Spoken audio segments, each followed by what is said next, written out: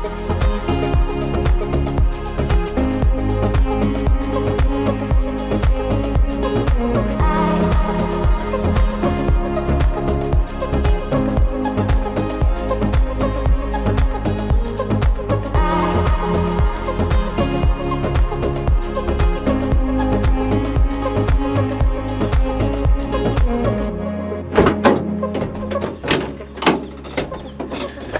morning.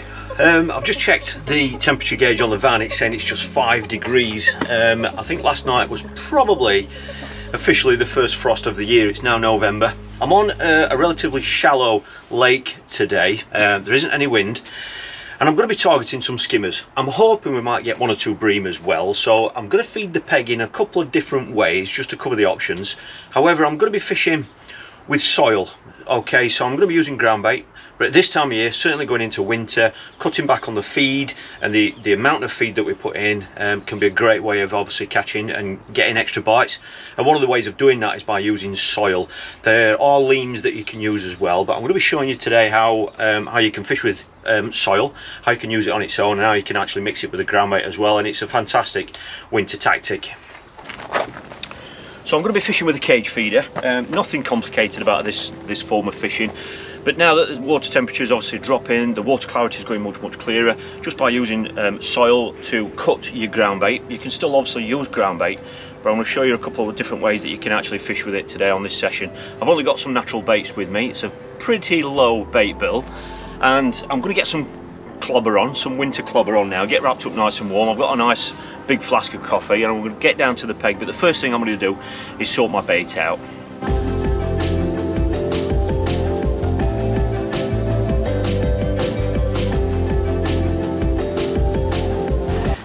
So on lots of occasions you might have mixed the ground bait the night before, but I'm going to do that this morning. We've got plenty of time to set up and everything, so I'm going to keep everything really nice and simple because I want to show you that, you know, it doesn't cost you a fortune to go out and fish with these sorts of baits. Now I am going to be introducing some ground bait. Okay, the mix I'm going to be using today is Thatcher's Dark. Okay, it's not mega strong or anything like that, you know, as regards the actual fish meal in it, but we're going to be cutting it anyway with the soil. Okay, but it's a lovely nice dark mix as well. It will mix a little bit darker than that when we mix some water with it. I was going to mix some F1 green with it. I mean, F1 green I love, it's a fantastic mix, you know, but I love using that on its own, brilliant for skimmers and bream. But I want to keep the bait bill nice and small for you, because I just want to show you that you don't have to go out there and buying loads of different mixes of ground baits. Okay, so I'm leaving the F1 green out today, so I'm just going to use the Thatcher's Dark, but I'm going to be cutting it with soil. Now this is the soil. Okay, as you can see, it's not a branded soil by any means. All right, and I'm going to be doing more videos featuring LEAM and soils over the next few weeks, so if you don't want to miss out on them, don't forget to hit subscribe and give this video a thumbs up. But this is just branded unbranded soil. Okay, so that's what I'm going to be using. Now usually when we're using soils and things like that, it's best to use a drill. All right, we use a drill with a whisk, because what that's going to do is distribute the water evenly throughout the mix.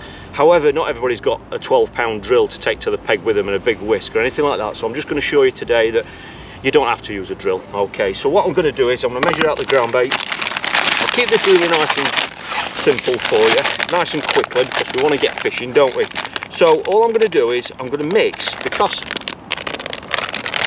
I'm going to be using small feeders, I'm not going to mix up too much. Okay, and what I'm basically going to do is I'm going to be using, this is just 1 pint of ground bait. All right, that's the Thatcher's, as you can see. All right, 1 pint of ground bait, and then I'm going to be mixing that to 1 pint of the soil. Okay, and what I'm going to do is, there's a couple of different ways of doing it, but the way that I'm going to do it today for you is I'm going to just mix the ground bait. Don't need much water, because like I said, there's only a pint of ground bait there. We're going to mix the ground bait as you normally would. All right, so I mean, I've had quite a bit of water there, and then I'm going to give this 15-20 minutes to rest, to soak that water in.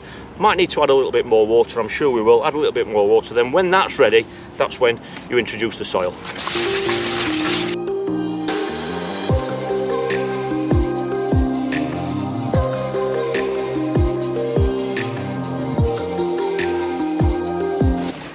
Well, I've just spent those 15 minutes just setting up the rest of my kit. Like I say, I'm going to be putting 2 rods up today. I'm going to fish 2 different lines. I'm going to sort the mix out, just show you how to put that soil into that mix, just so that it's the right consistency for fishing. I'm going to get fishing, and then I'll talk you through the approach whilst we've actually got the rods out there. So it's been 20 minutes now since since I mixed the ground bait. Okay, as you can see there's a few lumps in there. I did mix it by hand, as you saw. If I'd done that with a drill, all those lumps wouldn't be there. But it's a lovely mix on its own. But what we're going to do is now we're going to cut it with actual soil. Okay, so the first thing I want to do is just get all those lumps out. All right, so that's the first thing I'll do. Pop that on the sieve. This is the smallest sieve that the Matrix do. Not sure what it is. I don't know if it's might be 4 mil, something like that. Just to give you an idea of the actual diameter of the mesh in this riddle, this sieve. Okay, so there we go. We've got a nice fine mix there. All right. But what I'm going to do is I'm going to cut it 50-50 with the actual soil itself. So all I'm going to do is I'm going to measure out. I love to measure everything out, as you know.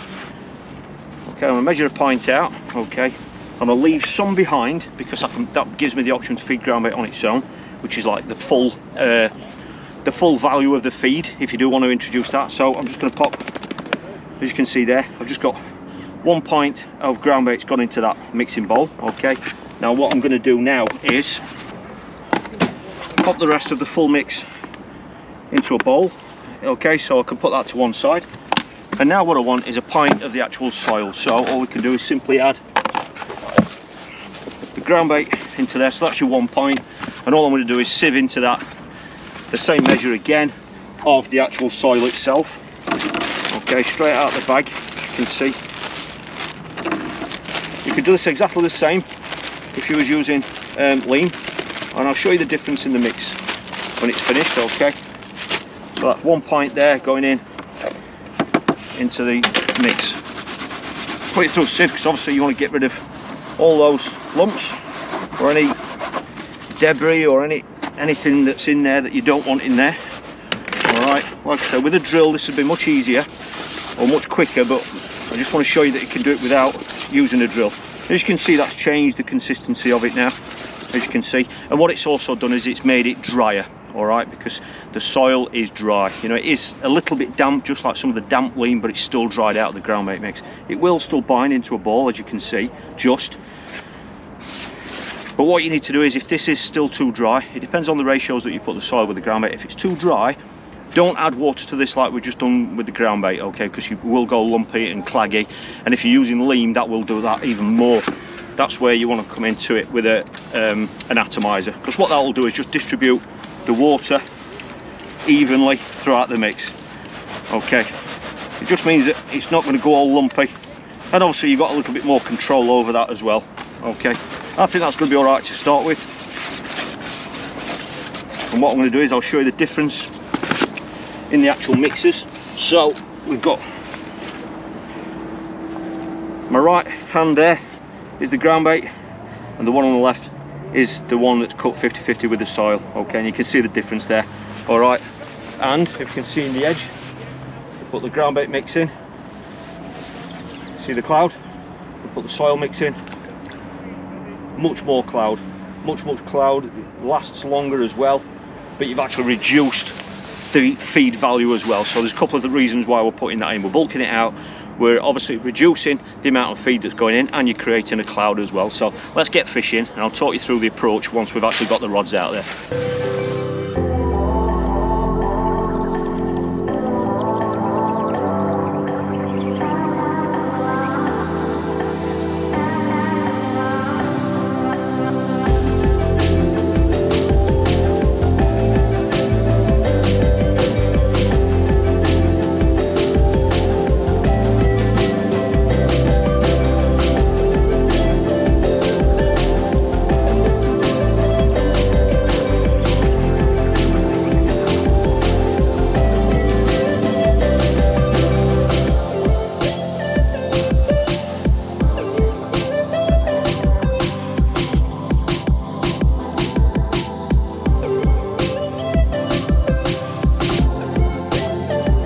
Finally in fishing now. I've got a 4-roll cage feeder on, 20 gram. I'm fishing on 2 lines. I'll talk you through that approach in a moment. I'll show you the bait tray. This is first cast.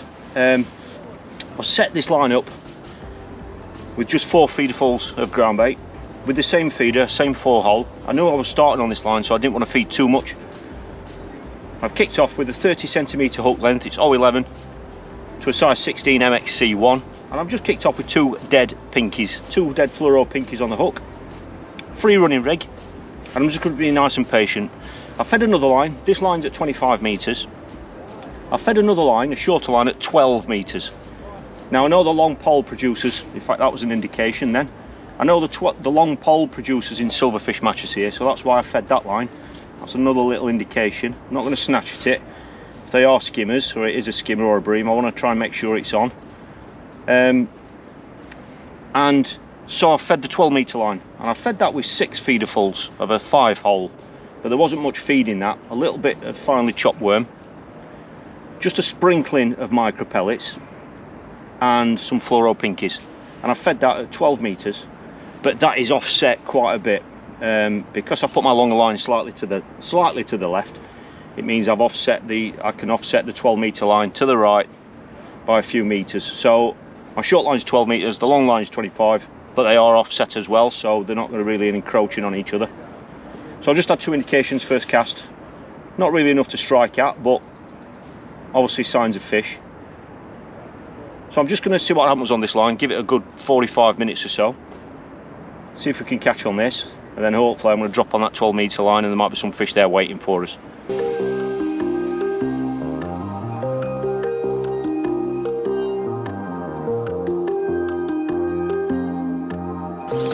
There are small roach in this venue, so they could be a problem on those smaller baits like pinkies. The bait's gone, there we go, so that was on double pinky. So I'll just go back in again with the same bait. Barbel sucks, that's why I'm using the MXC ones today. Barbel sucks on this venue. I'm not feeding much, just 4 or 5 pinkies to start with, just while we get a feel for the, you know, what's actually in the peg, what's out there. Just get this back out there, see if we can turn them indications into a fish.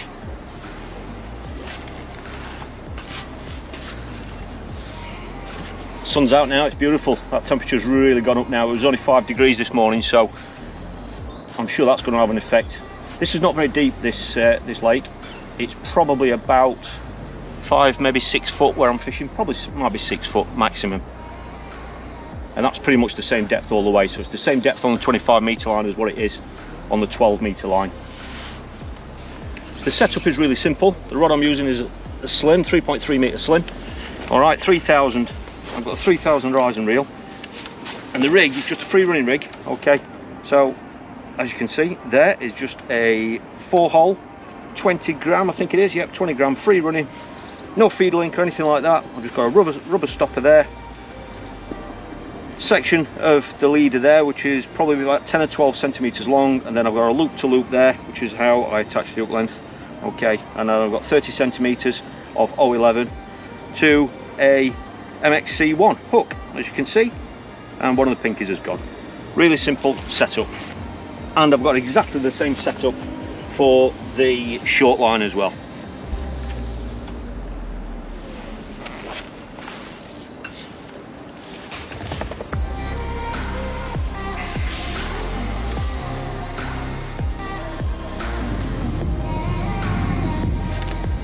We've got that one. Feels like a little roach, I think. That was first cast on a live red maggot. These are quite large maggots. These are from Wickersley Angling. Really big, so look just nice on that size 16. Let's see what this one is. There we go, a roach. First cast on a live red maggot. To be fair, that's not a really bad stamp. If you can keep catching those in a silvers match, keep putting them in the net, you know, it's probably 3 ounce fish, I would say. They're nice fish. It's not like those little tiny fish. But we're going to keep going now. We might have to adjust the feeding, and even if they're not the skimmers or bream that we wanted, if you can keep putting them in the net, at least you're still building a weight and your peg's ticking over.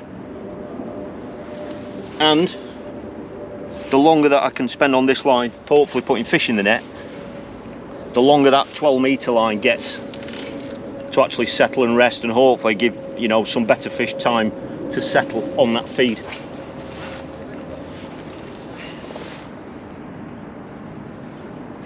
Well, there are little roach there, as expected. I've just scaled the size of the feeder down as well. I've gone to a smaller feeder. There's another roach. As you can see, that was a single red maggot. I've had to put the rod back down on the rest.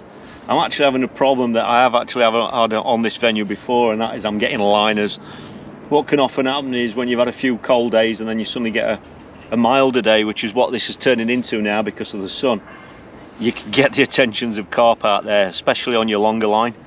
So I'm still on the 25 metre line, but I'm getting indications all the time. Every now and then the rod nearly gets dragged in and there's nothing there. So there are some carp out there. I don't think the stocky carp, because I haven't hooked any. Usually if they are stocky, the smaller stocky carp, they are taking the maggots and the pinkies, and you hook, you know, you catch a few while you're fishing. But I haven't had any of that, so I think they are proper carp out there. And all the roach bites have gone now as well. So as you can imagine, if there are carp out there, that's obviously going to disturb and unsettle any silverfish what were going to be there on that bed of feed. So what I'm going to do is I'm going to have a couple more casts on this. Hopefully see if we can catch a fish. At the moment we've only got a couple of roach. If I don't catch anything, I'm going to put a slightly bigger feeder on and put some feed out there. Put some feed out there, some more chopped worm, some dead pinkies, and then have a look on that 12 metre line. It's been 45 minutes now, so that 12 metre line's had a bit of time to rest, a bit of time to settle. I think that's going to be the better line anyway. That's the long pole line that produces most of the fish in the silverfish matches on here. So I'm going to fish this out, top it up, and then have a look on that 12 metre line. Now as regards the bait tray, it's looking very wintry. Alright, like I said, I wanted to keep the bait bill down. Casters are a good bait on this venue, however I didn't want to bring casters, worms, maggots, pinkies, micro pellets and ground bait and the soil as well, because that's just way too much for most people. So I just left the casters out. So what I've got basically here is I've got some live red maggots, lovely fresh maggots. They look lovely on a size 16, really nice and fresh, but like you see, as you can see, they are live. Sometimes live maggots can just get you those extra bites during winter. I've got some fluorescent pinkies. All right, they're dead. Okay, they've been just done in the freezer, thawed out this morning and then just popped into water. All right, and make sure you drain off any of the floating ones as well before you start fishing. I've got a few micros. These are the 2mm. All right, Fin Perfect, that's all they are. You can use your own pellets here. I've only got a few there. The reason why I've only got a few is because I've only fed these on my 12 metre line, and the other reason is because I think you do need them for some of the better fish. I think it can just help hold one or two better stamped bream when they're there. I haven't fed too many of them for two reasons. One is I don't want to attract any carp or any, you know, or try and encourage any carp to be there, because in a silverfish match obviously they don't count. And the other reason is I don't want the fish to get preoccupied with them. All right, I want them to be grazing on these or over the bed, but if they get preoccupied with these, that's not much use to me because I can't put one on the hook. Okay, so I was just giving them a taster. And then the last bit of bait here is some finely chopped worm. All right, and I've just been introducing that in spells. I haven't fed it every single cast. All right, I've just been putting it in hits. All right, and it looks like they are actually responding to that, and it's nice and fine, so it's not going to fill them up. Now, as regards the mixers, as you can see, I've got 3 different mixers. Now, this mix here is the main one. This is the one that we've cut. So that one is 50-50 of the soil and the Thatcher's Dark. That's 50-50. All right. I've then got another mix here. This is just the ground bait. So this is just Thatcher's Dark. Okay. That's just Thatcher's Dark on its own. So I can feed just the ground bait in its natural state if I want to try that. I'm experimenting today. And then this final one here is the soil itself. So that is the soil, just sieved straight out of the bag, nothing else. So if I want to cut off the feed completely and just introduce cloud, then that is an option for me as well. So I've got 3 different options there to play with. So I've got exactly the same setup on this short line, free running rig, exactly the same rod and everything. Still a size 16. It's 0.11 breaking strain, which breaks at about £3. Just going to kick off again with double pinky. It's been 50 minutes now since we fed this line, so hopefully there's going to be 1 or 2 fish over that feed waiting for us. This line's slightly offset to the right, like I said, and it's clipped up at 12 metres.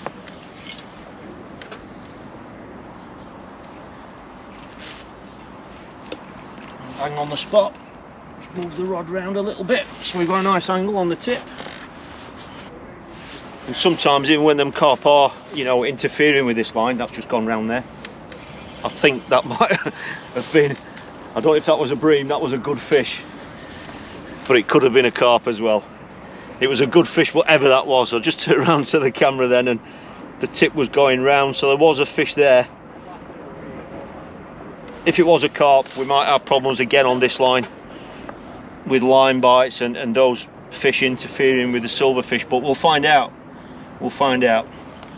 Sometimes on a shorter line the carp aren't as much of a problem, and plus you haven't got as much line out as what you have on a longer line, so there's less line there obviously for a carp to pick up on because you're only fishing at 12 meters, but we'll find out. Just going to leave it this time. 2 dead pinkies on again. Well, I've just had the second cast on this line and it is a skimmer, however it's foul hooked, so a lot of those indications, as I suspected, are liners. I thought they were carp and stockies, but this one's actually a skimmer, which is very strange really for the way that it fed, but nonetheless it's showing us that there are 1 or 2 there. Okay, so it's very much now, it's going to be a case of just trying to work this out. It's obviously not straightforward today, so I'm going to experiment with the feed a little bit on this line. I'm going to cut the worm out and just feed red maggots. Just keep it really nice and simple.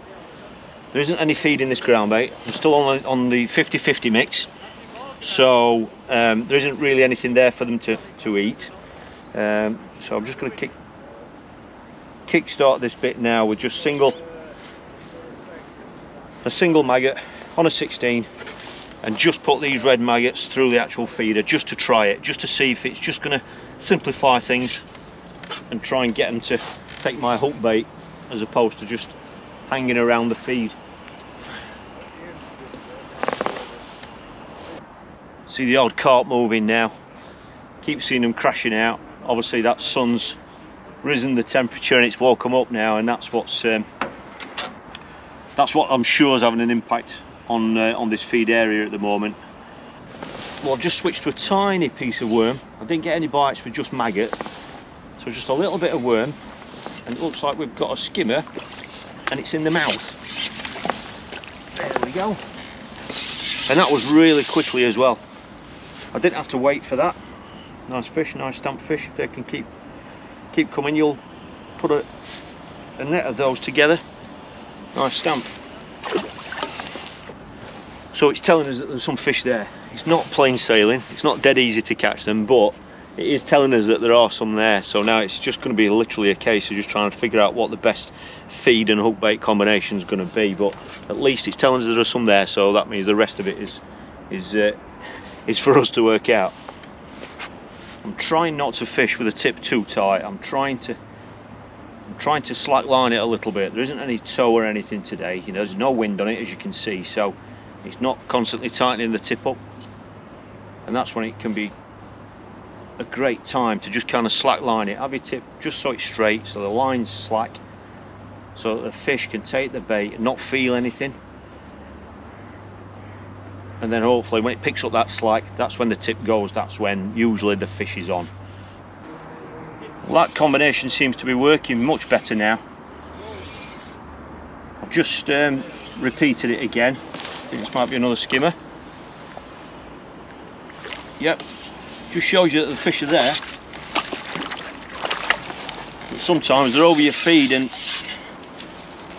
it just takes a little bit of working out.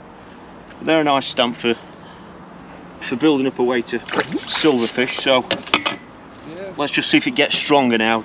Just feeding red maggots. The live red maggots will cut everything else out, so they're the only thing there that they can be eating now. But obviously I've still got that little piece of worm on that's standing out. It's a robust bait, but small fish aren't really a problem today. You know, sometimes when they're roach and the little fish are a problem, having a robust bait like a piece of worm can be the way to go. But let's just see if this continues working.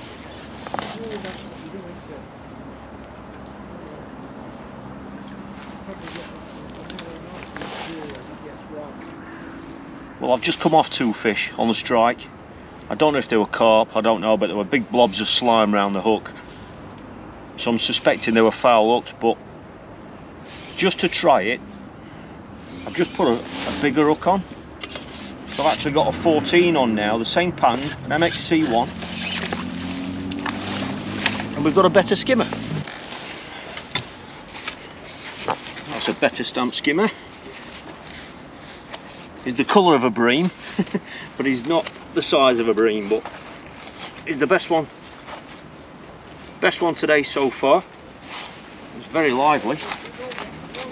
There we go. Lovely stamp of fish. They're the bonus fish that we need. So the fish that are there are not in quantity today by the looks of it. Those roach and little skimmers aren't there. They're not feeding for whatever reason, or they're just not feeding on what we're doing. So now it's going to be a case of just trying to be more selective now with that slightly bigger bait on, and see if we can pick out some better stamped fish. So we're going for quality, not quantity. Well, I've just had 2 casts on ground bait, didn't get anything. I've just gone back to just the soil, and it's only been in probably 30 seconds. We've got another skimmer. It's very much one of those days where we're just constantly mixing it up. But that one must have just come to that cloud, and obviously when it's just the soil, you've got the cloud, there isn't any feed there, and it's nailed a hook bait in under a minute. We've definitely spotted a bit of a pattern now, I think. Again, I've just repeated it, just soil, and we're into a better fish this time. It's a better stamp fish.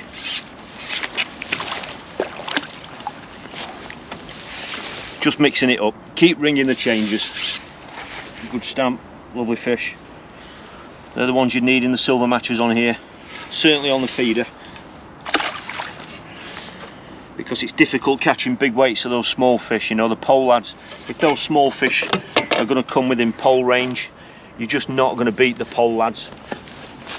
So those stamp fish are the ones that can allow you to compete in these matches if you're going to come and fish the feeder. There are silverfish matches here every Sunday now, going through winter. They've been fishing quite well, and I think when the carp slow down and settle down and stop feeding, or really slow down feeding, when it goes really cold, those silverfish matches will get better and better.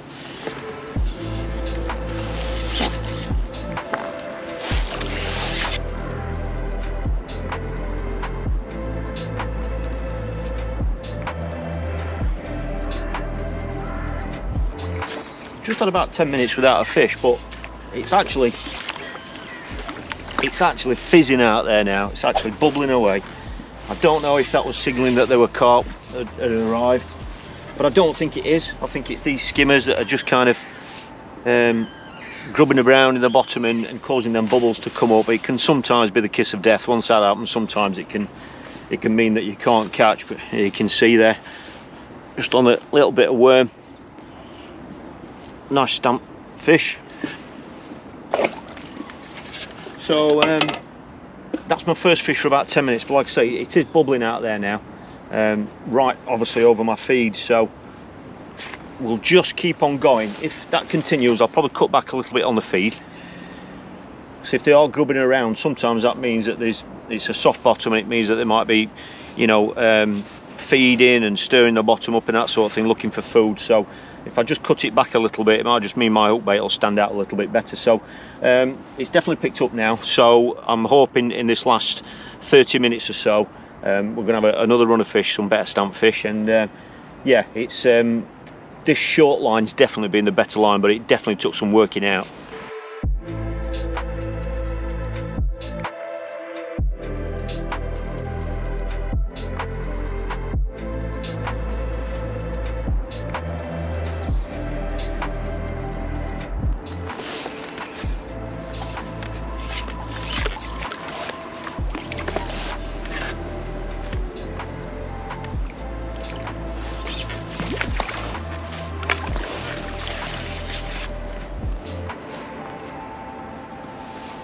Perch.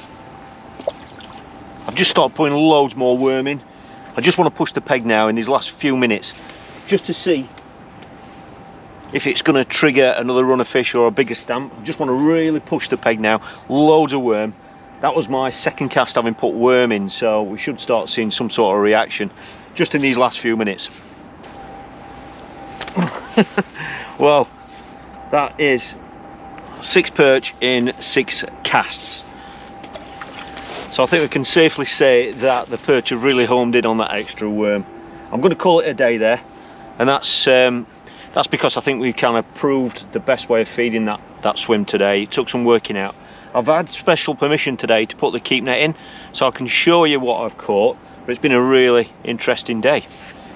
To say how cold it was last night, it's ended up being a really nice session. Some lovely stamped skimmers, as you can see, all on that short line. That long line, I think I just didn't feed that long line quite right, but the carp that were there were causing problems. So once we got the feeding right, the rewards were definitely there. So it just shows that even in this time of year, even when you have got fish around your feed, it doesn't always mean to say that they're easy to catch. So sometimes you've just got to keep ringing the changes about what you're feeding and how you're feeding it. But the soil mix has definitely brought me extra bites today. So it's definitely something to have in your armoury going through winter. So let's get these popped back. The extra worm brought the perch in as well, so there's half a dozen perch in there. So let's get these back.